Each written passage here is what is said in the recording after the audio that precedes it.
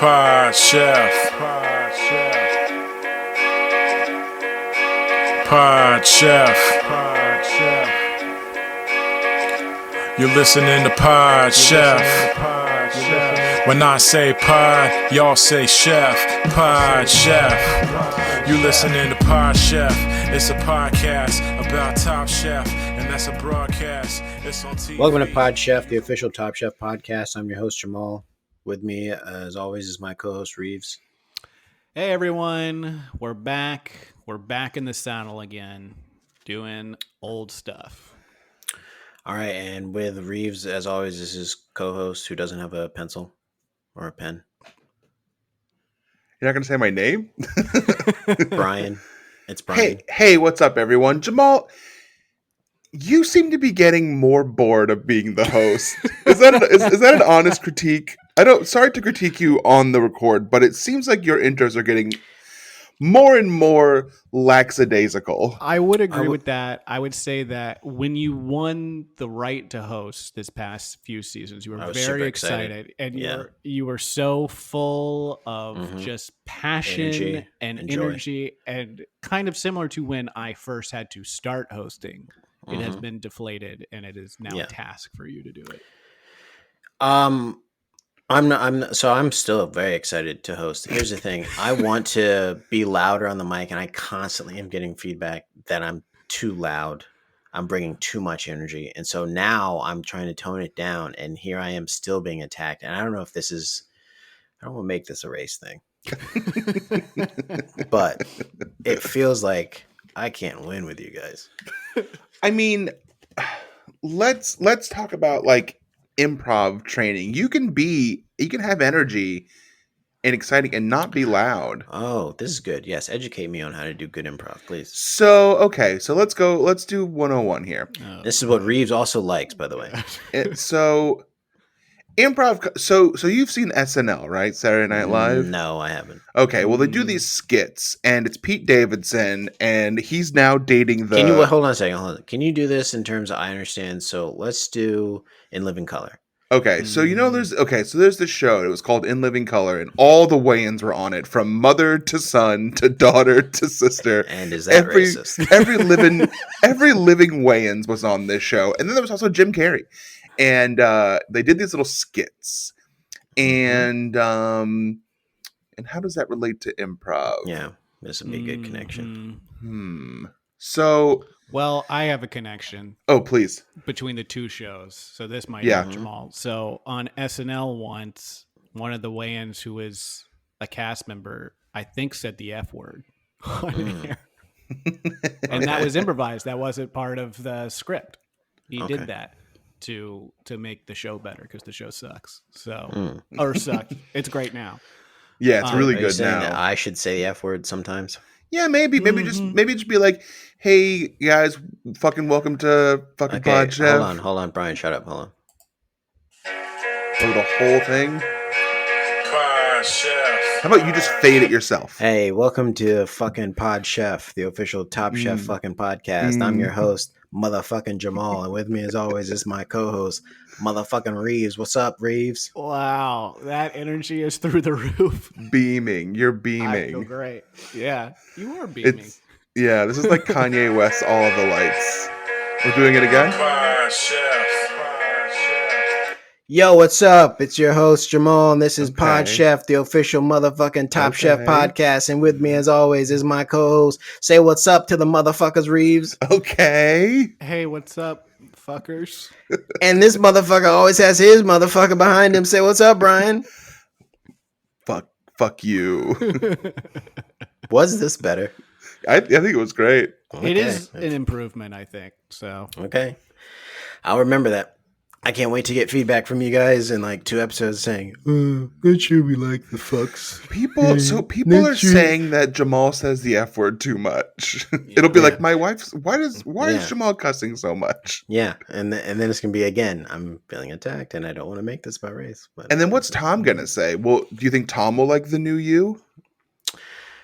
I think Tom will. Tom always comes over here and really brings energy when he comes to talk to me. He's always dressed a certain way. He's always talking a certain way. He's really out of character all the time. So I think he'll be fine.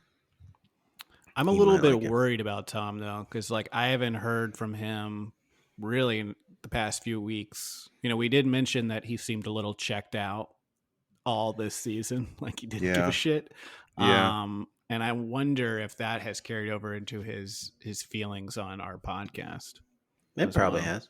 Well, I think maybe this will pick it back up, though. I think because what he wanted us to do was to go back and watch old episodes of Top Chef and talk about them so that he could like relive those seasons. He could be like, oh, yeah, I remember that. I remember when that happened. And doing the new stuff, he's thinking, well, this just happened. I don't need to remember this. This isn't fun for me. This isn't a trip down memory lane. This is just happening. Which is a good segue because now we are going back to season 3. We're going to go through all the seasons again. So this is truly a rewatch podcast again because we're doing season 3 now. We're back season 3. We took 3 weeks off for break. And that will work because some people do take 3 weeks off of listening to us. So we are back from a 3-week break, and now we're doing season 3, episode 1 today.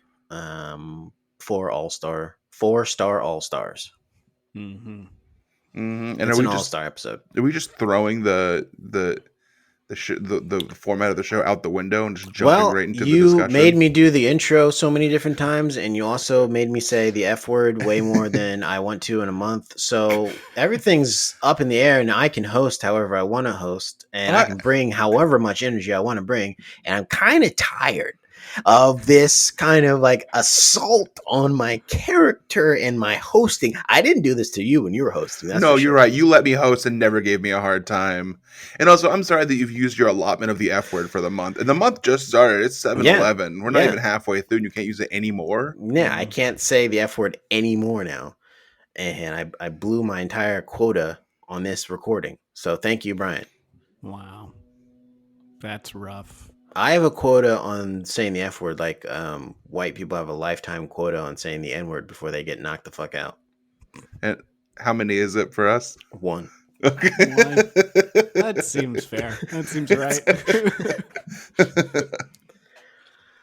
And so now I've used up my quota for the month, and I gotta wait until the 1st of August to reset.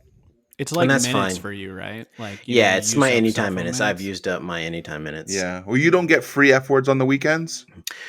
No, weekends? No, I've got Sprint. Oh, you got Sprint. Yeah, so T-Mobile. I don't have that. If I had T-Mobile, I probably have. Which one has the nation's largest 5G mobile network? I think that's T-Mobile. Okay. It is. And they are one and the same now. They constantly send me emails about how they are the same. I'm like, I get it. Yep. They formed a super group. Yep. They're just like AT&T and Singular formed a super group, and AT&T said, "Yeah, we're going to keep our name. We're not sort of like, yeah, I would say that like it's sort of like All Stars, which if we were starting to talk about the episode, we could transition well, but we're not. We're going to do what we eat for dinner. Now. It breaks the format of the show. Okay, chefs, let's get into chefs I prepared for you. This is gonna be a fun one. Like you guys all know, this is a segment where we go around and we talk about what we had for food last night and just last night before the recording and no other night. And we present it like we're talking to the judges on Top Chef. So I'll go first. Chefs I prepared for you. I had steak frites, which were good eats with my friend Reeves. That's what we had for dinner. It was stupendous. It was delicious. I forgot that they came back around and gave you a second serving of steak. You guys went to medium rare. That's right. We went to medium rare. Yep. We went to medium rare. We had a good man night out. Damn. I want to say the food was effing good, but I can't because I've used that quote up. But it was amazing. And then I also sticking to my habit of always having to have an apple dessert. If there is an apple dessert on the menu, they had an apple pie and it was worth it. And then I went home and fell asleep because I was super tired. Oh, I love medium rare. That place rules. Oh yeah. This is the best time I've gone. And yes, the company had something to do with that. But I also know how to eat a steak now. So you didn't before? Wait, okay. No. Hold on. Okay, guys, look. We all know that I've eaten things wrong a couple ways this season on the show. Jamal, how did you used to eat a steak that was wrong? So growing up, I've always, as a kid, and this is terrible, but I always ate steaks well done. Hell yeah, And me too as a kid. that's why I always hated steak, because I thought that's how you're Gross. supposed to eat steak, because my mom and dad would cook a steak, it would re-kill it. Turn it into a shoe. Yeah, they Nice and literally rubbery. turn it this nice chewy thing, and I'd be like, I hate steak. Yep. Why do people love steak so much? And it wasn't until Reeves pulled a funny prank on me and Yulia, where This is a real thing that happened. This is a real thing that happened. He pranked us and said we could repay him for coaching us, improv coaching us, by taking him out to a nice steak dinner, and we did.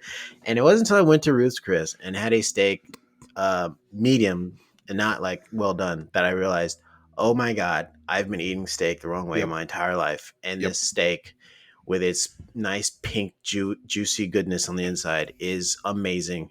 And my mother and father have lied to me about this. What else have they lied to me about?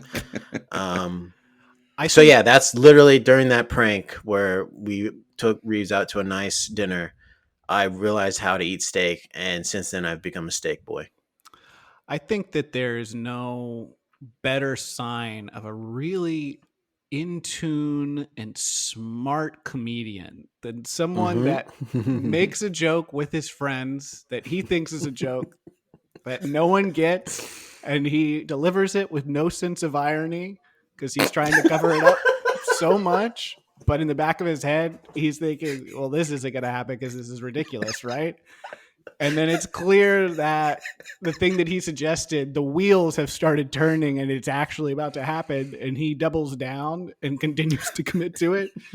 And it's not until after the thing that he suggested happens that he feels extreme remorse that he didn't earlier say, I'm doing a bit that you don't have to take me to this fancy steak restaurant. So I do want to point out something, Reeves. I don't know if I told you this when it happened, but that dinner actually did cause me a lot of stress, because I had just moved out of this was like when I was 26. I had just moved out of my mom's place, and I did not have money for Ruth's Chris. And I literally asked my mom if I could borrow her credit card to pay for the meal, because I was like, each steak is like $60. I can't afford this. So I did not pay for that meal myself. My mom treated me to a nice steak dinner. And all your friends. And all my friends. But I was like, I want to do this, but I don't make the money. And I was stressed out about that. But then when my mom was like, you can use my card. She wanted the points anyways. Then I was like, oh, this is going to be fine. And then I had a stress-free meal. We dressed up. This is another thing people don't realize. I wore a nice button-down shirt because you got to look nice at Ruth's Chris. And that whole experience, as stressful as it was beforehand, before I knew how I was going to pay for it, afterwards, I was like, this is steak? Mm-hmm. This is what steak's supposed to taste like? I have been eating steak wrong my entire life. No wonder I hate steak. And now you get the hype. Yeah. Now I get it. Now I fully understand it. I treat myself to a steak now, every now and then. Mm-hmm. And yeah, steak frites. And when they came around and said, how would you like it? Medium rare, please. Yes. What's the name of the rare. place? That's how I want it. What's the name of the place? Yes. Which they then wrote in crayon on the Yep, table. they were in crayon. Yep. And Brian, maybe you can explain this to me. Who is that for? Because he then leaves and comes back later. He hasn't taken the table with him anywhere. So the only thing I could think of is that when they come around and give you seconds out of a big tray, almost like a trough that they shovel steak and everything onto for you, which is really great. It's very tasty. Is that they can look at the table and see medium rare and be like, oh, I have that kind of steak here. I can give them this. Yeah. Maybe. I always thought that, so when I've eaten there, I just took the paper home, and I thought they were drawing me a nice picture that I could take home with me, and I put it on my fridge. Mm-hmm. Is that wrong? I mean, I haven't done that before. Yeah, neither have I. So the server's probably upset because the server worked really hard on this piece of art, and you just didn't take it. Yeah. Yeah. We did come up with a very funny thing of, well, because I was messing up on the tip for the meal, and I said, what if you had to use this paper on the table and do the tip in front of everyone at like a big meal, and like you weren't good at math? This is a bunch of everyone's stuff just scratched out. Everyone's just watching you mess up the tip. So I thought that would be awkward and funny. I think that would be good. I think also announcing, I think the way that it should be, and maybe if this is bad to talk about this kind of stuff, you can cut it. But I think the way it should be is that the meal ends, you stand up to leave, you shake the hand of whoever served you, and you say, I will be giving you this much money. Yes. And you have to look them in the eye and tell them exactly what it is. Yeah. And then you also have to do the math of what percentage it actually is. Yes. I'll say, I'm giving you a 20% tip plus $1, and you earned it. So the next time you come here and you say black people don't tip, I want you to remember the nice Negro man who not only paid you 20%, but paid you $1 over that. So it's technically over 20%. So if I hear this slandering of my people again, that black people don't tip, I'm going to say, well, what about that guy who was here last weekend who paid you 20% plus $1, which is more than 20%. So yeah, good tip. What about that guy? Yeah. Pretty sure he was black. And the stereotype is gone. You blew it up. It doesn't exist anymore. You fixed it. That $1's changed the narrative forever. That's all it takes. One Washington. Breaks down walls. And I put the $1 in his hand. So I don't put it in the tip on the credit card receipt. I just put it in his hand. I say, remember this.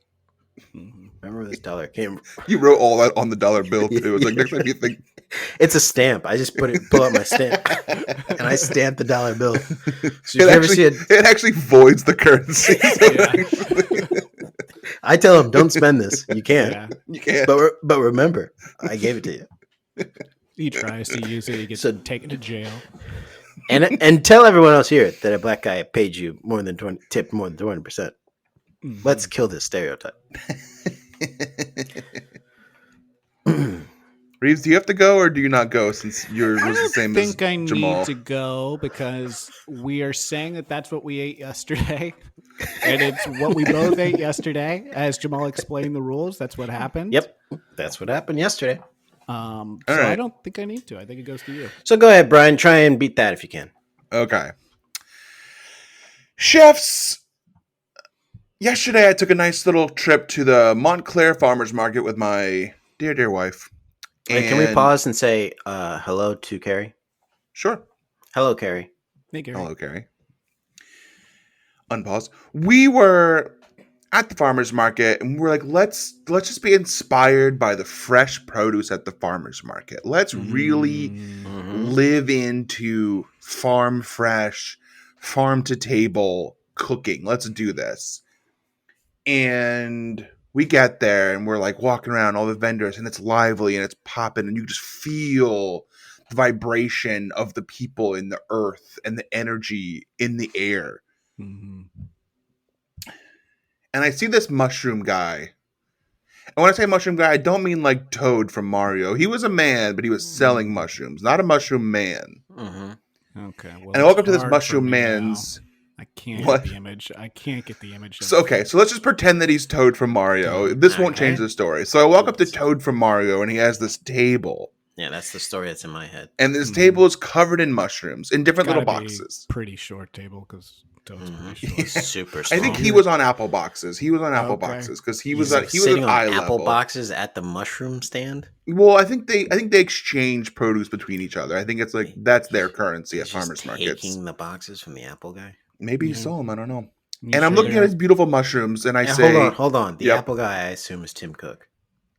Yes. Tim Cook? The apple guy is Tim Cook. And I've got another question, actually.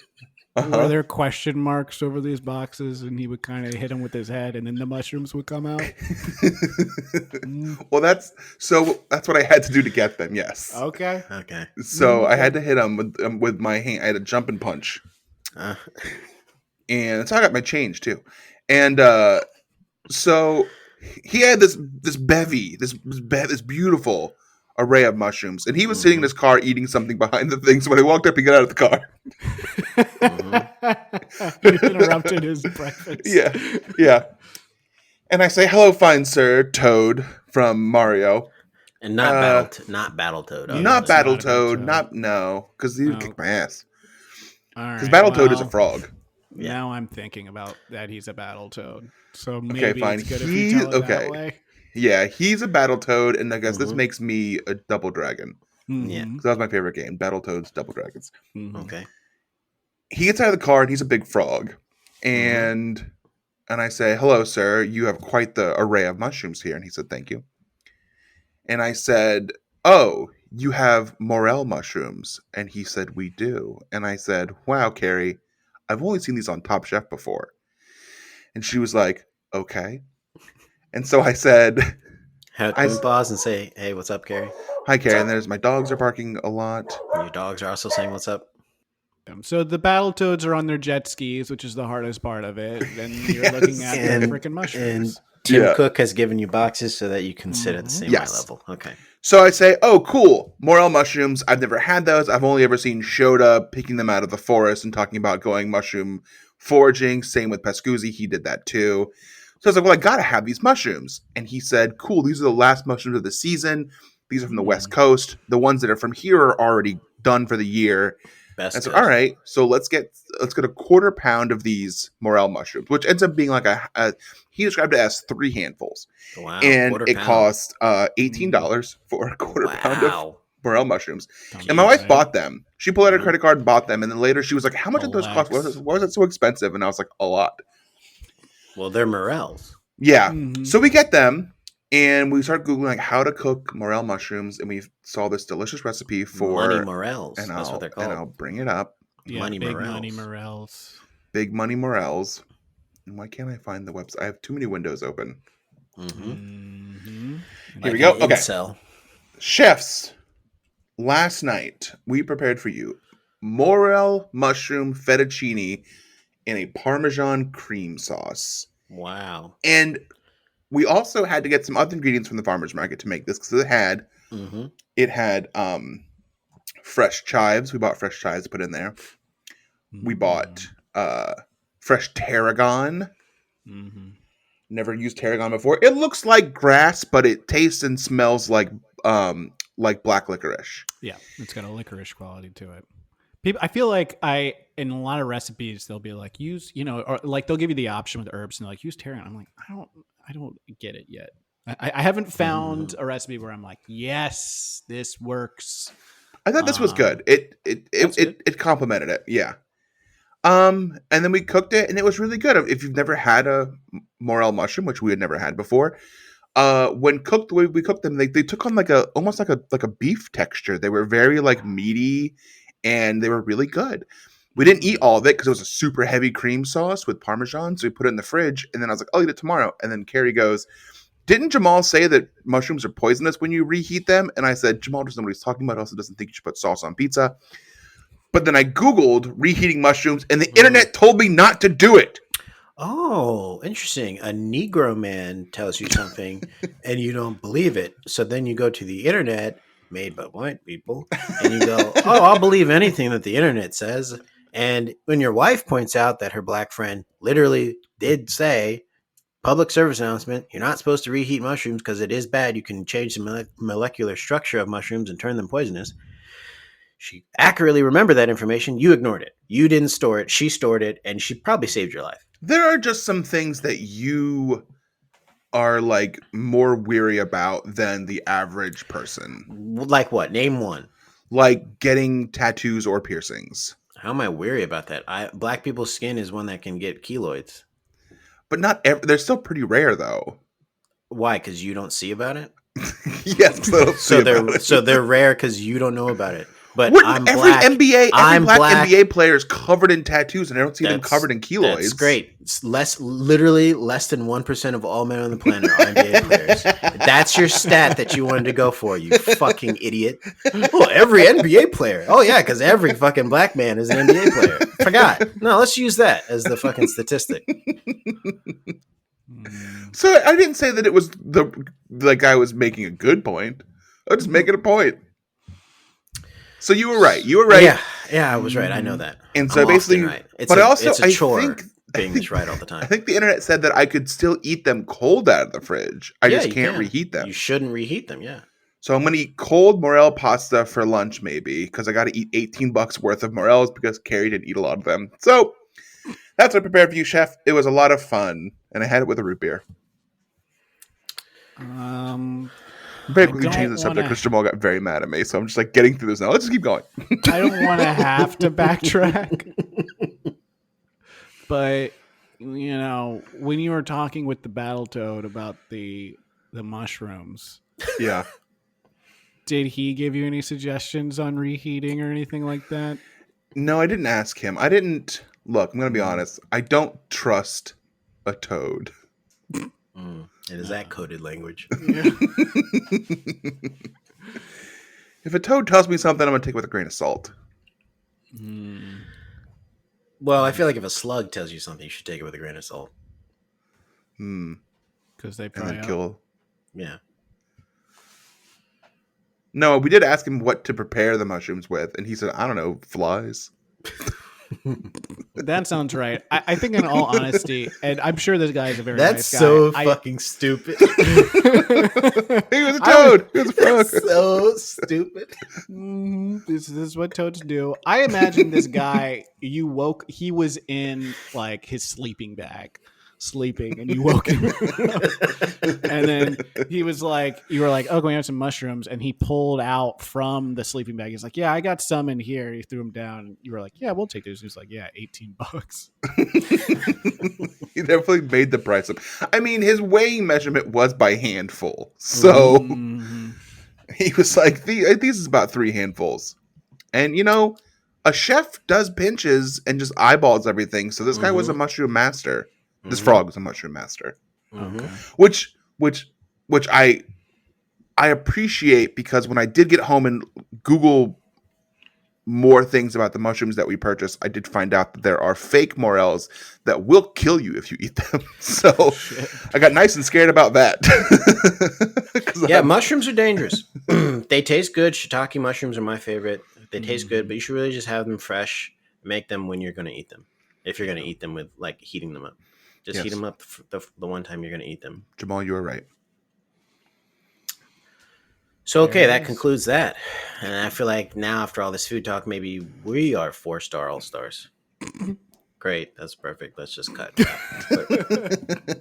Way back after this fucking break. No, you've gone over. And we're back.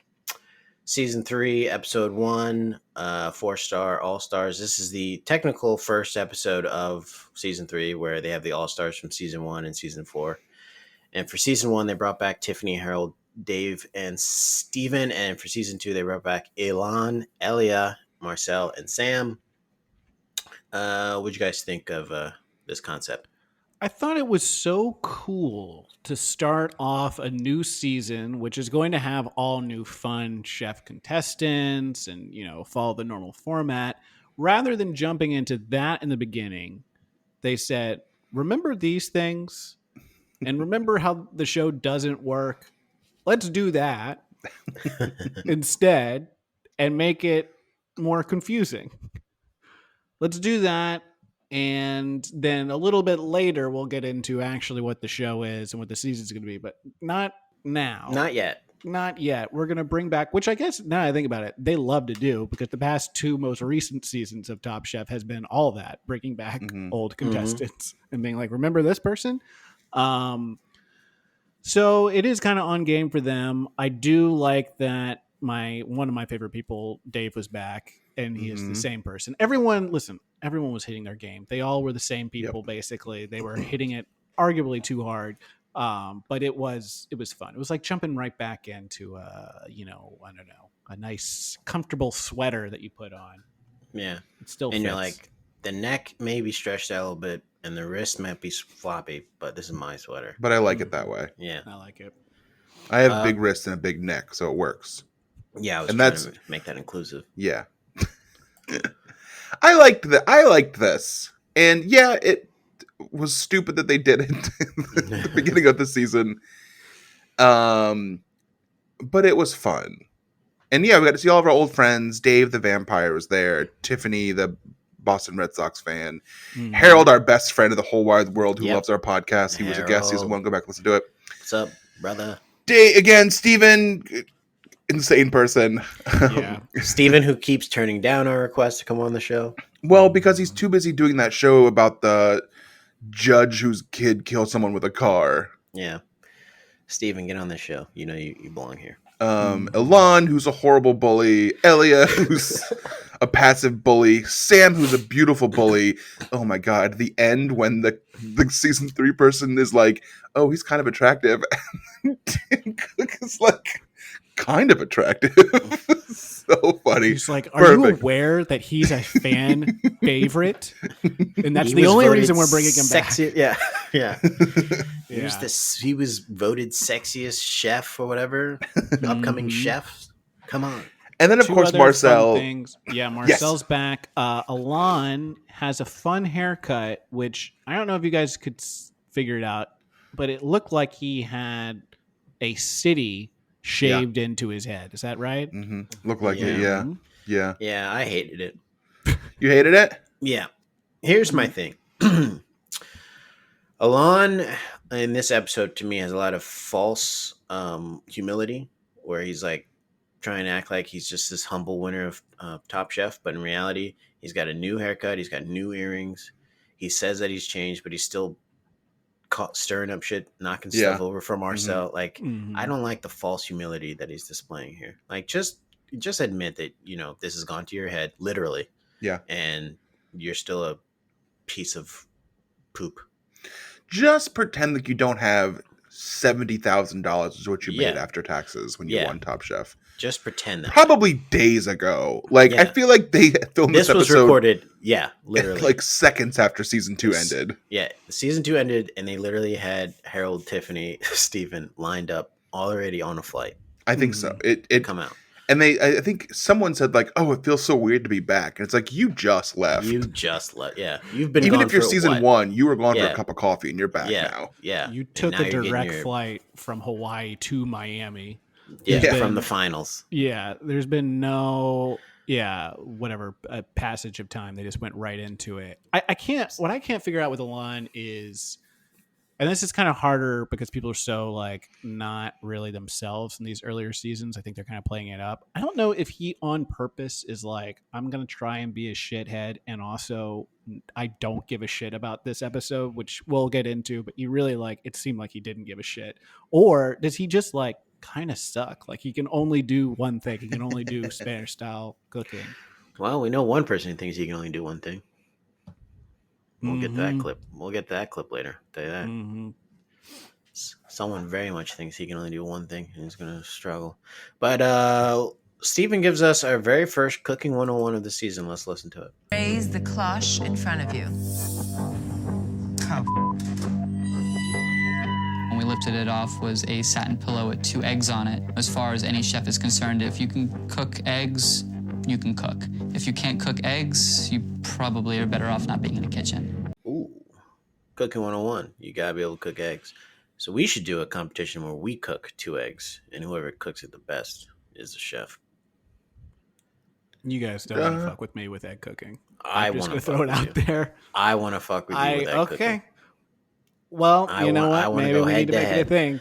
I'd like to go head to head against you, and hey, your wife can judge. That's how confident I am. That's how confident I am. I, for a period of time, for about 2 or 3 months, made, to what Steven did, a French omelet every single day for 2. I'm very, very good at eggs. So we can do it, but it's at your own risk. I'm ready to risk it all. Okay. Well, so Brian has been very quiet during this, so he doesn't want none. No, my eggs. Rubber. I started doing the Gordon Ramsay scrambled eggs recently, where he cooks them and takes them off the heat. Hold on a second. I don't believe you did that. That takes way too much work. Well, I didn't put creme fraiche in it. I did just take it off the thing and stir it, keep stirring it, put it on the thing, stir it, and it is better than what I normally do. Yeah, but I cook eggs like your parents cook steak. Like my mom cooks steak. It's just eggs are just eggs just exist to be. It's just you just cook them until they're done and then you eat them. You cook them until they're hardest until they aren't runny anymore and you eat them. I used to put Kraft American singles in eggs, like tear them up and put them in the eggs as I was cooking them. I cook eggs like garbage. Okay. So this. So yeah, I'll also is go gonna head have to head. be- I'll bring it. Let's do this. Yeah, we should all three do it, knowing that Brian, much like the Fantasy League, is already out, and it's really between me and Reeves. I think that Top would Chef be is fun. really pushing this egg narrative. They're always like, if you can't cook a perfect omelet, you can't be a chef. They're always talking about it. But also, one of their biggest donors is the Egg Lobby. So I think Big Egg is involved. Yeah. Big Egg. There's a lot of big eggheads. But tell me, is this supposed to be a bit of a like double entendre with 2 eggs on a satin pillow? what would the entendre be? 2 eggs on a sexual satin pillow. Are you trying to say that would be like 2 balls I think so. and satin boxers? Just like presented on a satin pillow. Like it just like the fact that it's like on this red, sexy satin pillow. 2 eggs. Okay. Wouldn't just like 1 egg have been funnier to see? Like here's 1 egg, make a bunch of eggs, but 2 eggs. I think Huevos. Those Yes. huevos. Dos huevos on a satin pillow. I think it would have been a more interesting challenge if they could only use 1 egg. They had to cook something. I mean, because 2 eggs is usually a traditional thing. If you're making like one dish, you use 2 eggs. Yeah. But 1 egg would have been more difficult. Also, they can only cook with 1 hand. You know, whatever. That's not important for what we're talking about, but that is part of the challenge. I think it would be interesting if it was like they pulled it off and there's just 1 little tiny egg there, and they're like, "This is the only egg you get." And if you mess it But up, do you think they only got 2 eggs? Do you think they couldn't get any more eggs? like think if they they- messed up 1 egg, or they There could could be the eggs in the challenge was pantry, only right? 2. Yeah, Oh. I think they Definitely. could have gotten. I think they could have gotten more eggs. if Okay. they messed Okay. So maybe if there was like a big sausage in between the 2 eggs, then this would work. You guys would like follow me on this satin pillow. Two eggs on a satin pillow with a big sausage in between What them. color is the sausage? Skin tone. Skin tone. Whose skin? What's It's whoever takes the thing off that they match it to the contestant. Got it. So my sausage would be more like a blood sausage. Maybe, I don't know. I think the reason they maybe didn't hit you over the head with that sexual entendre is because they really get into it later. Steven constantly calls food sexy. Alon uses an immersion blender with his mouth. And it So- looks like he's doing something. It looks, a little sexual. So I think there was already some sexiness in the episode, so they felt like they didn't really need to hit you over the head with it too much. Do we want to talk about what they had to do for this quickfire challenge? What the crazy thing was? Do we want to play this clip? We can just say what it is. They had to Okay. make eggs with 1 hand. With 1 hand tied behind their back. Not really tied, but they had to put 1 hand behind their back wearing a big In a glove oven mitt. mitt. And they couldn't use it. I love that Harold's keeping his whole game going of being like, I hate being on here. Yeah. I hate this Yeah. fucking show. Yeah. This is Why can't against we his just will. cook? Yeah. He's like, Yeah. why can't we just cook? He even I- mentions, he's like, I know I couldn't do this again. There is a point where he's getting, some people are like having, because I guess it's season versus season, so like their friends for their season are helping them sometimes if they need like another hand. There's a point where Harold needs Dave to help him with one of his pans. And Dave goes to grab it and he just goes, it's hot, it's hot, it's hot, it's hot. And Dave is completely okay with it. You know, as we know, he is a dead person. He is a vampire, so this doesn't affect him. He's like, it's fine. It's not even that hot. But Harold was so worried about his hand. Do we Also, wanna there's listen a to that point clip? where we don't need to. I just explain it. Okay. I think we're good. I think there's also a point where maybe you guys are gonna explain this to me. They open the fridge and something breaks. Mhm. Like Tiffany breaks something falls out, and they both yell "Man down, man down." Is that a thing, or is that So- like both of them making a joke? So I think that is because when you're in a cooking competition, it's exactly like being in war. Hmm. And so when something falls, breaks, you can't stop and help up someone. You got to say man down. And then they also scream medic. Mhm. And then they come and take care of it. But you got to keep going forward because you have a mission. Well, also, like, it got like really slow mo and like the color washed out and it was like just like gray and blue. Yeah. And it was like medic. And you just Yeah. heard like pots and pans rattling in the background, falling, like gunfire, like fire, and they're like, You saw no. Steven looking left and right, like his eyes were like bulging out of his skull. He's just like, I don't know what's happening right now. Yeah. Yeah. It cuts to like Marcel, and he's like not got anything below both his knees. He's like looking at it, and it's like, where are my legs? Yeah, and then Dave is kind of like drinking wine, like heavily out of the bottle. He's not even using the glass anymore. Yeah. Harold is like in the fetal position. He doesn't even want to stand up. He's like, I don't want to be here. I'm just going to try and like just see this quick fire out. Yeah. They get to the point where they're showing their dishes, and he's like, I didn't have anything. There's nothing I could. I was too nothing scared. I could have done. And Tom grabs him by the shoulders, and he's like, "You need to man up. You need to get out there and help your country. Season 1 is your country." He shakes him so much, and then Harold's like, "I don't want to be here. I don't want to be here. I just want to cook." He had the hat that said "Born to Cook" on it. Written. And he had like a salt packet tucked into his helmet. So that's war movies and cooking. So they cooked eggs, and it was fun to watch. Like we mentioned, people put things in their mouths. People were helping each other. It's nice. Marcel does a foam. He did a foam thing, and he put the egg. Do you guys eat the egg out of the eggshell like that? I've seen people do that. You ever done that? I've never done it. Well, I think he cooked it in some way and then put it back in. It was more like a presentational thing, right? But have you done that? Just eaten straight. I haven't, no, because they can make you that's sick. going to not bode well for when we face off against each other, because I'm going to do eggs 5 ways. 5 ways? 5 ways. Well, you guys know, of course, that the chef hat, all of the folds in it represent the different ways that you can actually cook eggs. What? And that's a cooking fact. And why don't you walk us through the different ways you can cook an egg? Oh, absolutely. There's sunny side up. Wait, so there are 5 folds? Fried eggs. 2. Scrambled eggs. 3. Lean eggs. 4. Poached. Eggs Benedict. 5. These are 5 things. These are 5 Eggs. things. Oh, I was going to do a lot more. Oh, okay. You're going to do it like Forrest Gump? Yeah. But that's okay. Maybe I'll hit it later.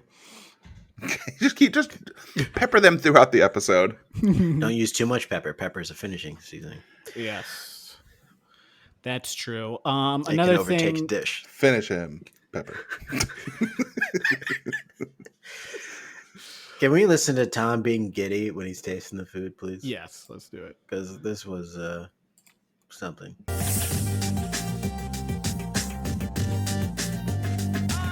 Interesting. Isn't necessarily a good thing when someone eats your food that's as interesting. Thanks for breakfast. I don't know why that was so funny to me in the episode when he was like, interesting. Well, thanks for breakfast, everyone.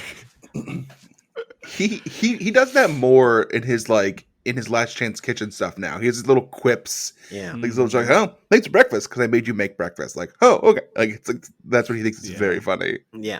Yeah, he thinks it's funny to be all lighthearted. These people have been in fucking war here.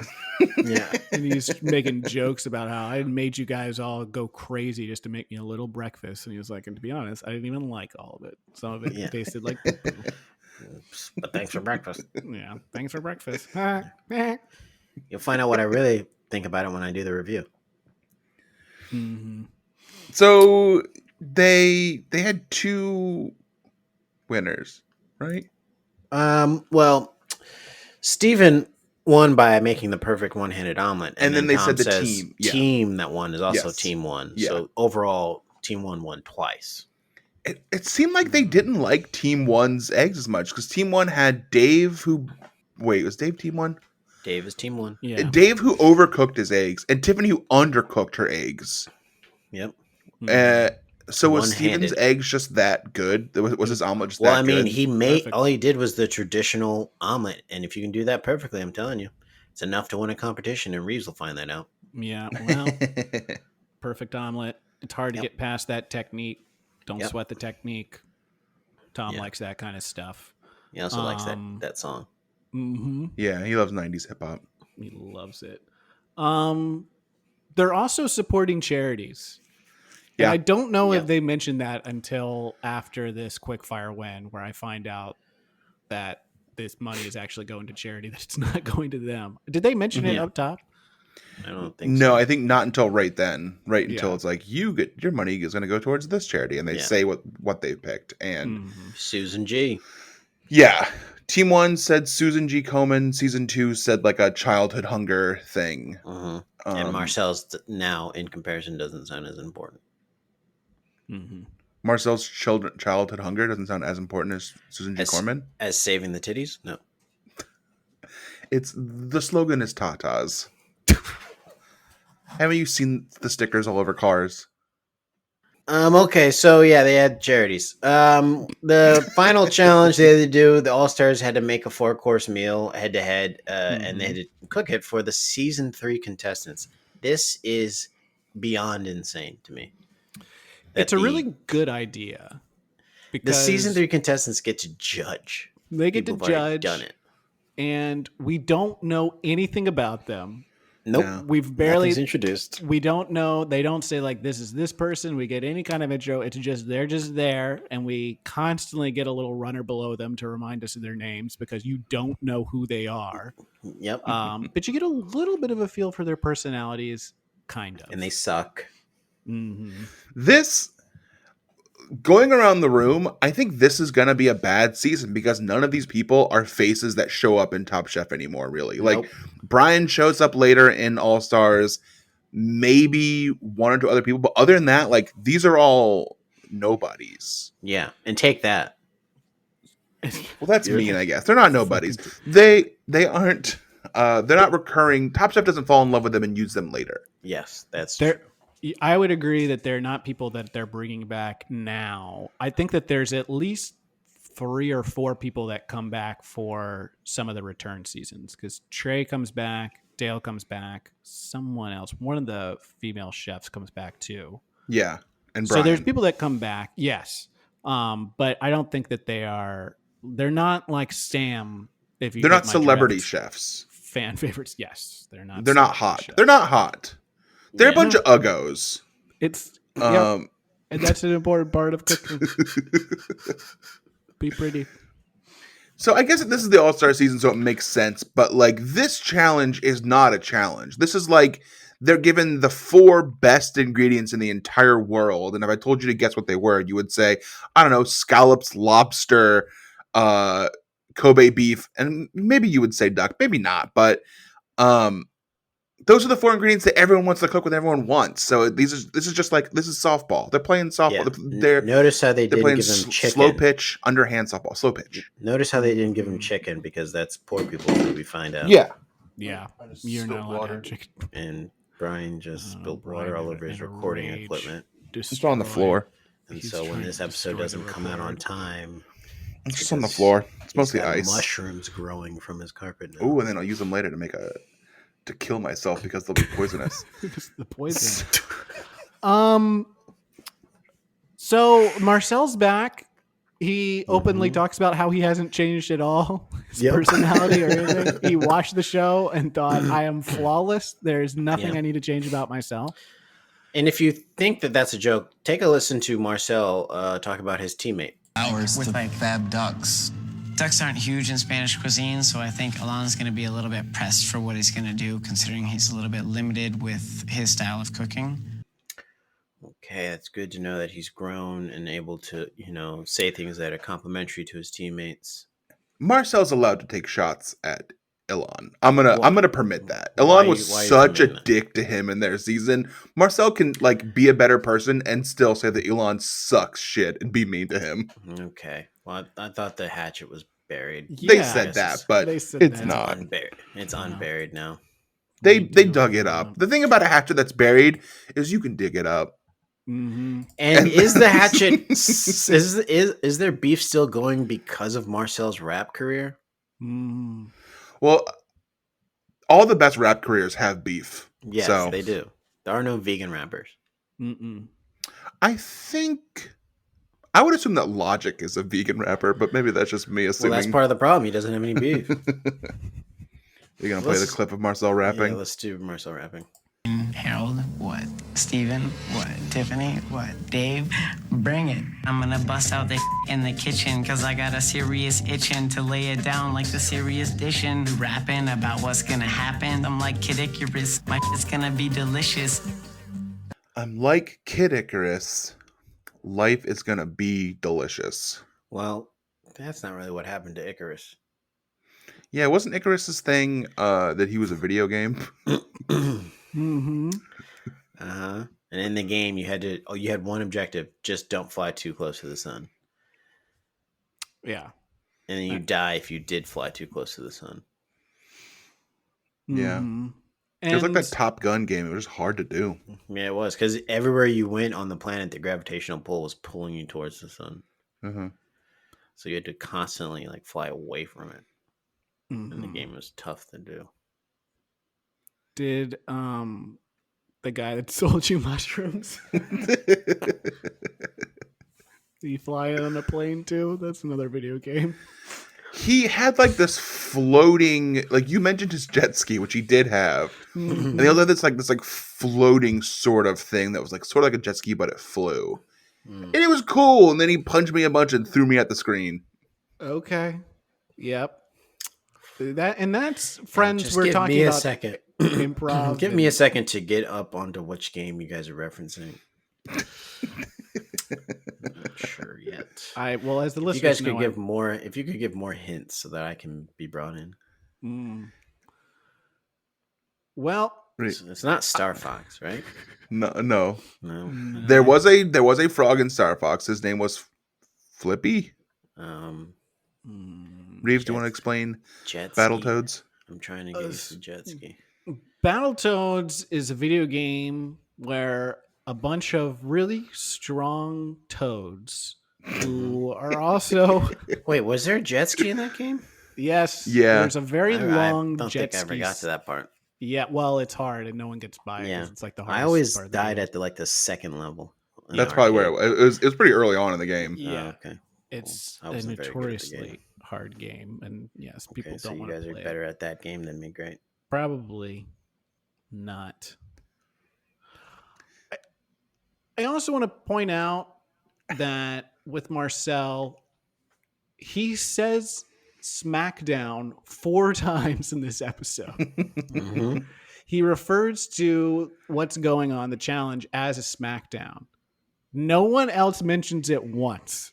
He is the only person, and in 4 different occasions, he calls it a SmackDown, which means either he, for whatever reason, thought it would be funny to say this over and over again, or he read something wrong and was like, this is a SmackDown, and kept using it. And everyone was looking at him like, why does he keep saying SmackDown? And he was like, well, that's why it's called. It's a SmackDown. We have to keep I think mentioning it's a so. SmackDown.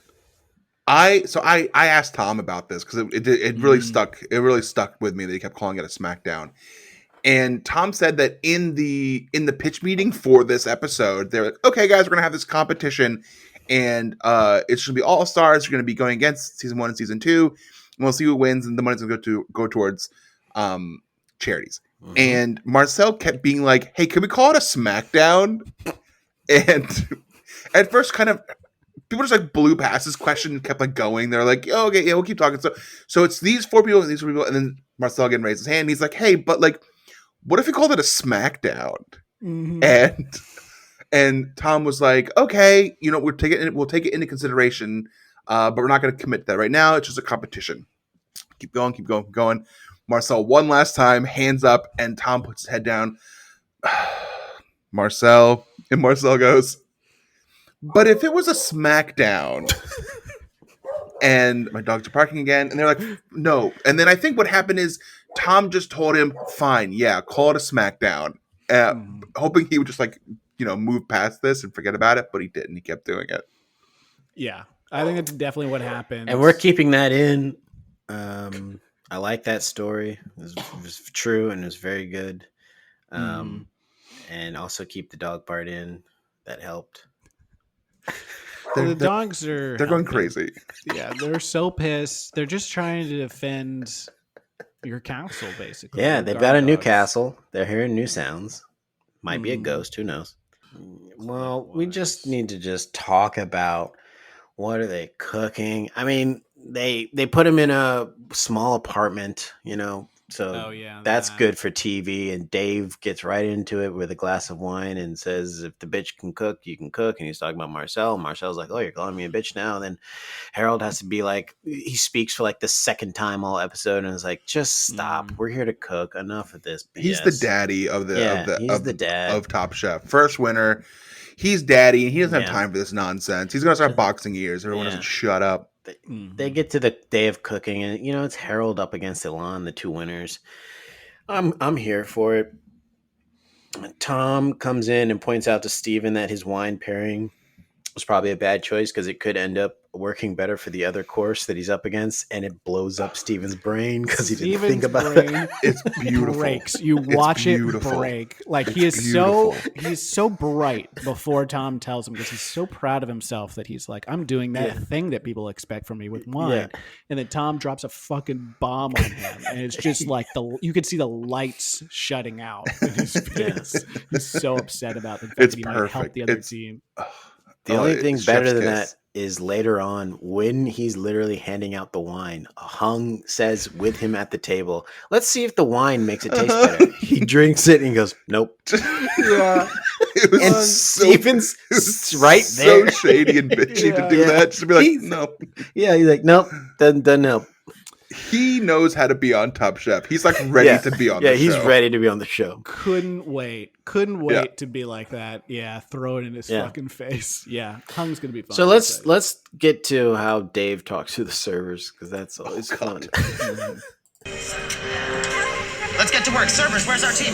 Let's get over here. Blah, blah, blah. Come here. Come on, everyone. Think server. Think smart. You know the rules. Don't put your fingers in the food. Don't drop it. I can make more, but I don't want to make more. I'll get pissed off. So we'll get all that out. Once we've got all the food out, I'll be chatting. We'll be laughing. Ha, ha, ha. Then you will take out the beverages, okay? It's great working with Dave. He's passionate. He's on fire.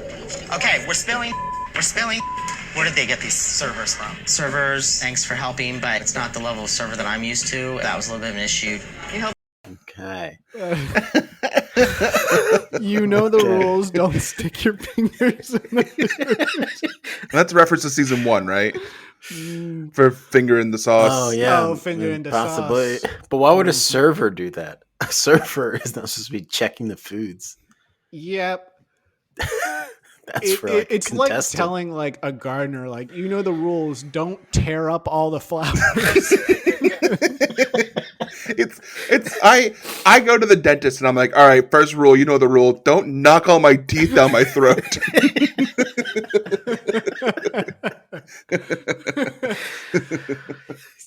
I love how Harold's like, Dave's passionate. No, passionate. he's being a monster. Dave right is now. passionate. Where'd they get these servers from? Yeah. Where'd they get them from? They're clearly of a smaller caliber than what Dave is used to having. Yeah. He's so upset. So work on your caliber of server, Top Chef, season 3. I'm sure they'll get better. Jamal, I'm sorry, but Reeves and I did this thing where we each did a joke on what it would be like. What's the first rule thing? And he did gardening and I did dentist, and I want you to do one too, please. Oh, God, and I was hoping I didn't have to do the rule of threes right now because I didn't have anything. And I think as a good comedian, you should know that I don't always have to be funny.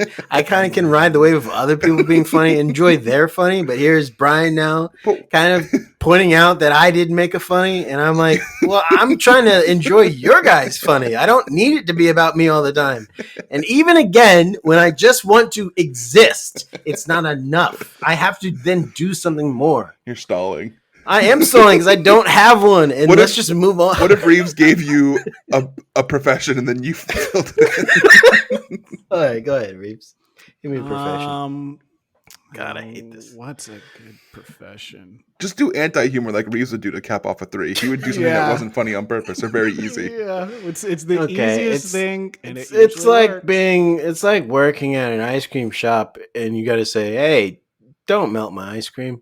There you go. That works. Great. Yeah. Okay, perfect. I might have Well, said, don't put your finger in it. Okay, great. Great. Okay, great. Glad we did all of that on air. So, yeah, Dave is talking to the servers in that interesting way. Marcel seems to know people from season 3's cast. They know Marcel. Hung knows Marcel, and that's very interesting. Padma says that there are disciples of Marcel. There's literally disciples. He's starting a cult, and the cult is called Be Whoever You're going to be. Don't ever grow up. Yeah. It's kind of like Peter Pan. The guest judges also comment on Elan's haircut, and they don't like it. Neither do I. There's something about hair on this show that if you do something that draws attention to your hair and you're not one of the judges, it's a problem. Don't do it. You let your cooking speak for you. Yeah. People at the table, the contestants love Harold's very simple dish, which is, again, just keep it simple, stupid. KISS. Keep it simple. The judges didn't like Harold's very simple dish. Well, he liked it enough because at the end he wins over Elan, so they liked it. Well, because Elan completely fucked up. Yeah. And that's why you keep it simple, stupid. Elan, for whatever, he first of all complained that 2 hours was not enough to cook duck, which I think is true insane. only if you want to cook it in one very specific way. Yeah. You can cook duck and have it be good in under 2 hours. He had this idea where he wanted to take the skin off, crisp the skin or something, and then deep fry the whole thing. Yeah, and then he didn't do that, and instead he had some shitty duck. Didn't know how to cook it, and by default Harold won. He overcooked his duck too. Yeah, that guy Howie, who's going to be great on season 3, is like, I would never well cook duck ever. I never do it ever. Yeah, and he does say it like he's got mashed potatoes in his mouth. I love how it says that he's from Manhattan, New York. I'm like, no, he's not. The guy talks. Yeah, I'm from Manhattan. I grew up there. I grew up in Times Square. That's my family, bro. We need Sebastian to come back on the show and see if he's a real New Yorker or not. I think there is a guy, it's not Howie's the other New York guy who at the end when it shows the preview for the season 3, who's got the Italia like soccer jersey on, is Sebastian Canelli playing a character. And that's now canon. Yeah. We gotta have him back and have him be that guy. Yeah. So they go to the final table and they got to go heads up. And I don't know if we want to play the clip. It's kind of long, but season 1 wins. Yeah, season 1 wins. Heads up with the dishes. Season 1 wins 3-1. So they outcook season 2, and Steven's very cocky attitude and confidence paid off because he was right. I loved that when Tom was like, no one looked at the foods, and of course Steven and Marcel, who probably didn't look at all the foods, were like, no, I did, yeah, I did, and I tasted all of them too, and I looked at all of them, and I gave them all kisses on the way out of the door. Mm-hmm. And Steven's like, yeah, ours were the best, hands down, and Marcel's like, I have to disagree. And then I think Tim Cook was like, good, you should disagree. Yeah. And I guess that was just like one of the things where like, you should be confident about your food. It wasn't actually better, but you should say it is. Yeah. Which I'm like, Tim Cook, shut up. We're not making apples here. Mm-hmm. What do you know? And maybe we go back to what we were talking about before with the mushroom guy, or do we want to leave it? So Battletoads was like a game franchise. It was sort of like a cheaper version of like the Ninja Turtles. It was like people loved these ninja fighting turtles. Maybe they'll love kicking butt rude toads too. Mm-hmm. And the one that I like the best, they did a crossover with Double Dragon, which is 2 white guys who do ninja. Yeah, they do a lot of ninja stuff. I just want to say Padma ends the episode by playfully saying, pack your knives and go. And Tom pisses himself with laughter. He thinks it's the funniest fucking thing that he's ever heard in his life. He's like, no one's really being eliminated, so that's funny. Yeah. He says, I think this is so nice to see Tom so engaged. He's so giddy and happy to be doing this again, to jump into a new season. To be back in that, Tom, is so nice after seeing just such a beaten down man in this past season. A man who's smiling, he looks shadow younger of his former self, who is so upset to have to just be involved in the show. But here he's having the time of his life. Having a great time. He's in Miami, living it up. He's going to be hopefully a lot of white. I want to see a lot of people wearing white. Yeah, Miami white suits, cocaine around their nose, burnt to crisp from being in the sun too much. That's what I want out of the season. I want to see a Scarface reference. I want to see Will Smith talked about. You want to see Miami Vice? What cook for police officers, crooked police officers? I want Jimmy Butler to show up, go back in time, would have been like 5 when this episode came out. Probably. Yeah, I want Jimmy Butler in here, and I want him to say, "I'm locked in." Yeah. Yeah, I'm locked into winning this competition. He just does coffee the entire time. He comes in and talks shit about everyone there. He's like, y'all suck. Y'all can't fucking cook like me. He only shows up for the last 2 minutes of the challenge. Yeah. I think that's great. I'm stoked for this season. It seems like there's a lot of funny characters there. So yeah. It's way different than what we just experienced. And it's definitely better than if we watch Top Chef Amateur, which again looks like garbage. Yeah. I watched an episode. I tell you what, if you're watching Top Chef Amateur and you're hoping we would do Top Chef Amateur, go ahead and leave us a review about what you think of Top Chef Amateur and whether or not you think it's something we should. Well, how about we do a new segment where we spend the last minute of the episode talking about Top Chef Amateur because Reeves watched it. We'll do that right now. Go ahead, Reeves. Yeah, it sucks. It's just there's nothing interesting about it basically the whole show is just these amateur contestants talking about how excited they are to be working with Top Chef alum. It's kind of like Nailed It, which I like Nailed It, but I don't need to see a Top Chef version of Nailed It. Great, and that was the 1 minute wrap of Top Chef Amateurs with Reeves. And that's also the wrap up of the first episode of season 3. Join us next week when we actually get introduced to the actual cast of season 3, and it's not an all-star episode, so look forward to that. And just so people aren't confused, we're talking about season 3, but this is season 4 of our podcast. Yes, season 4 of our podcast, but season 3 of Top Chef as we're rewatching because we just did our real season 3 was season 18, and that shouldn't be that confusing to everyone. I mean, our demographic skews older. Yeah, and if you can get the timeline of Fast and Furious, you can get what our podcast is doing. Yeah. And on that note, we're going to pack our knives.